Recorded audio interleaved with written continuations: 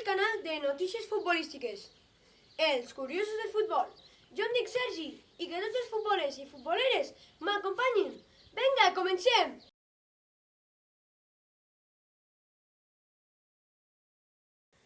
Ara us diré els 3 màxims golejadors de mitjans de temporada.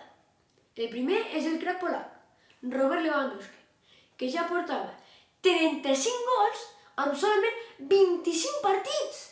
Oh my God!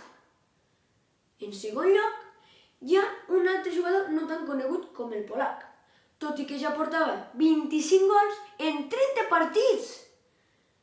Aquest és en Polo Nuachu, aquest que surt aquí dalt. I en tercer lloc, hi ha un davanter que tampoc és tan conegut, però això és igual, perquè ja portava 24 gols en 25 partits. Aquest és el Georgios Giacomakis, que és aquest. Ara anem amb una notícia de la Lliga Espanyola. L'uruguaià Luis Suárez ja acumula 500 gols en la seva carrera d'elit. I parlant de l'Atlètic de Madrid, com ja sabeu, s'ha acabat la Lliga Espanyola, la Liga.